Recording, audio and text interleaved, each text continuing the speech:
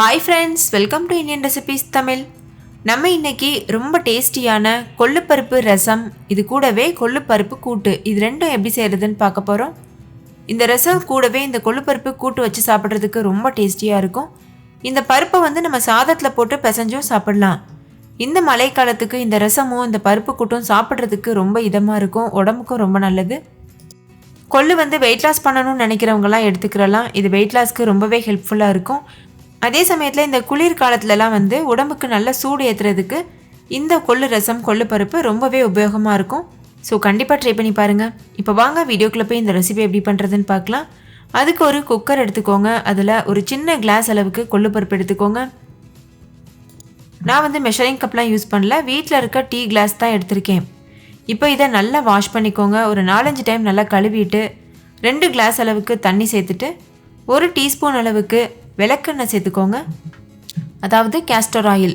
இது கூடவே ஒரு 1/4 ஸ்பூன் மஞ்சள் தூள் சேர்த்துட்டு குக்கர் மூடி போட்டு மூடிட்டு ஒரு 7-8 விசில் வரைக்கும் வச்சு வேக வச்சுக்கோங்க. இப்போ ஒரு 8 விசில் வந்திருக்கு. கொள்ளு நல்லா வெந்திருக்கு. ஸ்டவ் ஆஃப் பண்ணிவிட்டு உடனே நம்ம குக்கர் ஓப்பன் பண்ணிடக்கூடாது. அப்படியே ப்ரெஷர் தானாக ரிலீஸ் ஆகட்டும். தானாக ரிலீஸ் ஆனதுக்கப்புறம் ஓப்பன் பண்ணி பாருங்கள். இந்த மாதிரி நசுக்கி பார்த்தீங்கன்னா நல்லா மசிஞ்சு வரும். அப்போ இது நல்லா வெந்திருக்குன்னு அர்த்தம். இப்போ இதில் தண்ணியை நம்ம வடித்து எடுத்துக்கலாம். இந்த தண்ணியில் தான் நம்ம ரசம் வைக்க போகிறோம். அப்போ தான் அந்த ரசம் நல்ல சுவையாக இருக்கும். இப்போ இந்த தண்ணியை மட்டும் வடித்து எடுத்துக்கலாம். கொஞ்சம் பருப்பு வந்தாலும் ஒன்றும் பிரச்சனை இல்லை, அதுவும் டேஸ்ட்டாக தான் இருக்கும். ஸோ இந்த மாதிரி பருப்பையும் தண்ணியும் தனித்தனியாக பிரித்து எடுத்துக்கோங்க. இப்போ இந்த பருப்பை வச்சு தான் நம்ம பருப்பு கூட்டு செய்யணும். ஸோ இந்த பருப்பு ஒரு உரமாக இருக்கட்டும், இந்த தண்ணி ஒரு உரமாக இருக்கட்டும். பருப்பு கூட்டு செய்கிறதுக்கு இந்த பருப்பு நல்லா ஆறி இருக்கணும். அப்போ தான் நம்ம மிக்சியில் போட்டு அரைக்க முடியும். இப்போ இது நல்லா ஆறட்டும். அதுக்கடுத்து ஒரு கடாயில் 1 டேபிள் ஸ்பூன் அளவு எண்ணெய் சேர்த்துக்கோங்க. எண்ணெய் நல்லா சூடானதுக்கப்புறமா 4-5 சின்ன வெங்காயம், 4-5 பல் பூண்டு இது எல்லாத்தையும் சேர்த்துட்டு நல்லா இதை வதக்கிக்கோங்க. கூடவே ஒரு கொத்து கருவேப்பிலை சேர்த்துக்கோங்க. 2-3 பச்சை மிளகாய் சேர்த்துக்கோங்க. உங்கள் காரத்திற்கு ஏற்ப நீங்கள் பச்சை மிளகாய் சேர்த்துக்கலாம். இப்போ நம்ம வதக்குறது பருப்புக்காக வதக்குறோம். 1 டீஸ்பூன் அளவு மல்லி சேர்த்துக்கோங்க, முழு மல்லி. 1 டீஸ்பூன் அளவு சீரகம் சேர்த்துக்கோங்க. இப்போ லோ ஃப்ளேமில் வச்சு இதை நல்லா வதக்கிக்கோங்க. இந்த மாதிரி வதக்கி அரைச்சி செய்யும் போது பருப்பு கூட்டு ரொம்ப டேஸ்ட்டாக இருக்கும். இப்போ இது கூட ஒரு வரமிளகாய் சேர்த்துக்கோங்க. நீங்கள் காரம் பார்த்துட்டு சேர்த்துக்கோங்க, எவ்வளோ சாப்பிடுவீங்களோ அந்த அளவுக்கு. இப்போ ஒரு பெரிய சைஸ் தக்காளியை சின்ன சின்னதாக கட் பண்ணிட்டு சேர்த்துக்கோங்க. இப்போ இதையும் நல்லா வதக்கிக்கோங்க. இப்போ பாருங்கள், தக்காளி நல்லா வதங்கிருச்சு. இந்த ஸ்டேஜில் ஸ்டவ் ஆஃப் பண்ணிவிட்டு இதை முழுமையாக ஆற வச்சுருங்க. இதுவும் ஆறட்டும், பருப்பும் ஆறட்டும். அடுத்து நம்ம ரசத்துக்கு அரைச்சிக்கலாம். ரசத்துக்கு அரைக்கிறதுக்கு ஒரு மிக்சி ஜாரில் ஒரு வரமிளகாய், 1 டீஸ்பூன் மிளகு, 1 டீஸ்பூன் மல்லி, 1 டீஸ்பூன் சீரகம், 1/4 டீஸ்பூன் வெந்தயம் இதெல்லாம் சேர்த்துக்கோங்க. நீங்கள் மிளகு 1/2 டீஸ்பூன் அளவு கூட சேர்க்கலாம். காரம் எவ்வளோ தேவையோ அந்தளவு பார்த்து சேர்த்துக்கோங்க. இப்போ இதை குறப்பாக அரைச்சி எடுத்துக்கோங்க. பாருங்கள், இந்தளவு நம்ம இதை அரைச்சாச்சு. இது கூடவே 2 மீடியம் சைஸ் தக்காளி சேர்த்துக்கோங்க. இப்போ இதையும் நல்லா அரைச்சிட்டு வந்துடலாம். தண்ணி எதுவும் சேர்க்க தேவையில்லை, நல்ல ஃபைன் பேஸ்ட்டாக அரைச்சி எடுத்துக்கோங்க. இதை அரைச்சதுக்கப்புறமா நம்ம ஏற்கனவே ரசத்துக்குன்னு எடுத்து வச்சுருக்கோம்ல தண்ணி, அதில் இந்த பேஸ்ட்டை சேர்த்துருங்க. சேர்த்துட்டு மிக்சியில் கொஞ்சமாக தண்ணி சேர்த்து அலசிட்டு இது கூட சேர்த்துக்கோங்க. இப்போ இதில் புளி கரைசல் சேர்க்கணும். நான் ஒரு அரை நெல்லிக்காய் அளவுக்கு புளியை 1/2 மணி நேரம் தண்ணியில் ஊற வச்சுருந்தேன். அதை கரைச்சிட்டு இப்போ தண்ணி மட்டும் சேர்த்துருக்கேன். நம்ம 2 தக்காளி சேர்த்துருக்கிறதுனால புளி தண்ணி கொஞ்சமாக சேர்த்தாலே போதும், நல்லா டேஸ்ட்டாக இருக்கும். இப்போ இதில் ஒரு 1/4 டீஸ்பூன் அளவு மஞ்சள் தூள் சேர்த்துக்கோங்க. ஒரு 1/4 டீஸ்பூன் அளவுக்கு பெருங்காயத்தூளும் சேர்த்துக்கோங்க. சேர்த்துட்டு இது நல்லா கலந்துக்கோங்க.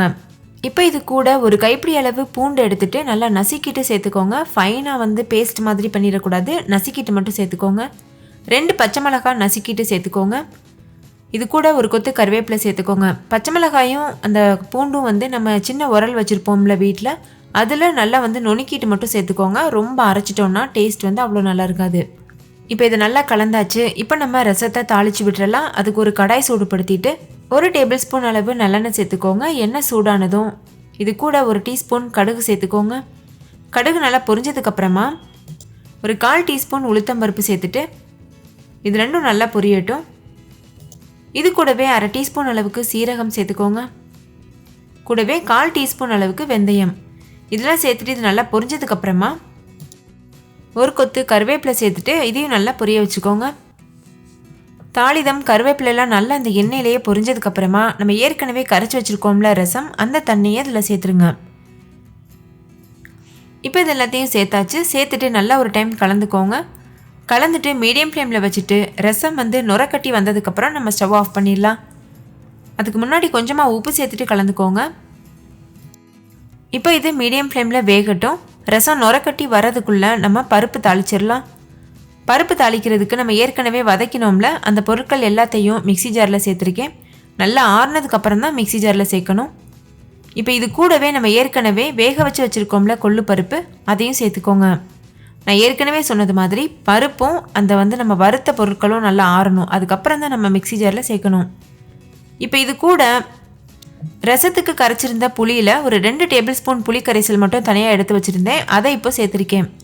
சேர்த்துட்டு இது நல்லா வந்து அரைச்சிக்கிறலாம். உங்களுக்கு தேவைப்பட்டதுன்னா நீங்கள் தண்ணி சேர்த்து கூட அரைச்சி எடுத்துக்கலாம். இதை ரொம்ப நைஸாக அரைச்சிடக்கூடாது, கொஞ்சம் குறகுறப்பாக இருக்கணும். அப்போ தான் வந்து பருப்பு கடைசல் ரொம்ப டேஸ்ட்டாக இருக்கும். இப்போ இது ஒரு உரமாக இருக்கட்டும். நம்ம ஏற்கனவே வச்சுருந்த ரசம் வந்து நல்லா நுரக்கட்டி வர ஆரம்பிச்சிருச்சு. கடைசியாக மல்லித்தலை கொஞ்சமாக கிள்ளி சேர்த்துட்டு நல்லா கலந்துட்டு ஸ்டவ் ஆஃப் பண்ணிடுங்க. ரசம் வந்து தயாராகிருச்சு. இப்போ ரசம் ஒரு உரம் இருக்கட்டும். நம்ம வந்து ஏற்கனவே செஞ்ச பருப்பை வந்து நம்ம தாளித்து விட்டுறலாம். ரசம் நல்லா கமன்னு தயாராகிருச்சு. இது ஒரு உரமாக இருக்கட்டும். பருப்பு தாளிக்கிறதுக்கு ஒரு கடாயில் எண்ணெய் சேர்த்துக்கோங்க. நான் நல்லெண்ணெய் சேர்த்துருக்கேன். 1.5 டேபிள் ஸ்பூன் அளவு எண்ணெய் சேர்த்துக்கோங்க. எண்ணெய் சூடானதும் கடுகு உளுத்தம்பருப்பு 1 டீஸ்பூன் சேர்த்துட்டு கூடவே 1 டீஸ்பூன் அளவு சீரகம் சேர்த்துக்கோங்க. இது ரெண்டும் நல்லா பொரிஞ்சதுக்கப்புறமா ஒரு கொத்து கருவேப்பிலை சேர்த்துட்டு ஒரு கைப்பிடி சின்ன வெங்காயத்தை சின்ன சின்னதாக கட் பண்ணிவிட்டு சேர்த்துக்கோங்க. இந்த பருப்பு கடைசலுக்கு சின்ன வெங்காயம் சேர்த்து வதக்கணுன்னா சுவை ரொம்ப சூப்பராக இருக்கும். இது கூடவே 2 பச்சை மிளகாய் 1 வரமிளகாய் சேர்த்துக்கோங்க. சேர்த்துட்டு இதையும் நல்லா வதக்கிக்கோங்க. இந்த வெங்காயம் பச்சை வாசனை போகணுன்னு அவசியம் இல்லை. இது கொஞ்சம் பச்சையாக இருக்கும்போதே நம்ம ஏற்கனவே அரைச்சி வச்சுருக்க பருப்பு வந்து சேர்த்துட்டு கொஞ்சமாக இதில் தண்ணி சேர்த்துக்கோங்க. நீங்கள் கெட்டியாக அப்படியே துவையல் மாதிரி கூட சர்வ் பண்ணலாம். இல்லை கொஞ்சமாக வந்து பருப்பு கடைசல் மாதிரி கூட சர்வ் பண்ணலாம். தண்ணி சேர்த்து நல்லா கலந்துட்டு ஹை ஃப்ளேமில் வச்சு ஒரு கொதி வர வரைக்கும் வெயிட் பண்ணுங்கள். ஏன்னா நம்ம ஏற்கனவே எல்லா பொருட்களையும் வதக்கி தான் அரைச்சிருக்கோம். அதே மாதிரி பருப்பும் நல்லா வேக வச்சு தான் அரைச்சிருக்கோம். அதனால் இது ஹை ஃப்ளேமில் வச்சு ஒரு கொதி வந்ததுக்கப்புறம் நம்ம இதை சர்வ் பண்ணிடலாம். இந்த ஸ்டேஜில் உப்பு சேர்த்துட்டு இதை வந்து ஒரு கொதி வர வரைக்கும் வெயிட் பண்ணலாம். பாருங்கள், உப்பு சேர்த்து நல்லா கலந்தாச்சு. கடைசியாக கொஞ்சமாக மஞ்சள் தூள் சேர்த்துட்டு நல்லா கலந்துட்டு ஹை ஃப்ளேமில் வச்சு ஒரு 2 நிமிஷத்துக்கு மட்டும் கொதிக்க வச்சுக்கோங்க. இந்த பருப்பு கடைசல் ஆறுனதுக்கப்புறமா இன்னும் கொஞ்சம் கெட்டியாகும். அதனால் இந்த ஸ்டேஜில் உங்களுக்கு எவ்வளோ தண்ணி தேவையோ சேர்த்துட்டு கொதிக்க வச்சுக்கோங்க. இப்போ நல்லா வந்து ஒரு கொதி வந்துருச்சு. இந்த ஸ்டேஜில் நம்ம இதை ஸ்டவ் ஆஃப் பண்ணிவிட்டு சர்வ் பண்ணிடலாம். நம்மளோட கொள்ளு பருப்பு கூட்டும் ரொம்பவே சூப்பராக தயாரிச்சு. அவ்வளோதான் ஃப்ரெண்ட்ஸ், நம்மளோட டேஸ்டியான மணக்கிற கொள்ளு பருப்பு ரசம், அதுக்கப்புறமா கொள்ளு பருப்பு கூட்டு, இது ரெண்டுமே ரொம்ப சூப்பராக தயாராகிருச்சு. நீங்களும் கண்டிப்பாக இந்த 2 ரெசிபியையும் ட்ரை பண்ணி பாருங்கள். ட்ரை பண்ணிவிட்டு உங்கள் எக்ஸ்பீரியன்ஸ் எப்படி இருந்ததுன்னு கமெண்ட்லேயே கூட ஷேர் பண்ண மறந்துடாதீங்க. இந்த வீடியோ உங்கள் எல்லாருக்கும் ரொம்ப பிடிச்சிருக்கும்னு நம்புகிறேன். பிடிச்சிருந்தா லைக் பண்ணுங்கள். உங்கள் ஃப்ரெண்ட்ஸ் கூட நிறைய ஷேர் பண்ணுங்கள். ஸோ அவங்கள பார்த்து பயன்பெறட்டும். இன்னொரு சூப்பரான ரெசிபியோட நான் உங்களை சந்திக்கிறேன். Thank you, bye bye.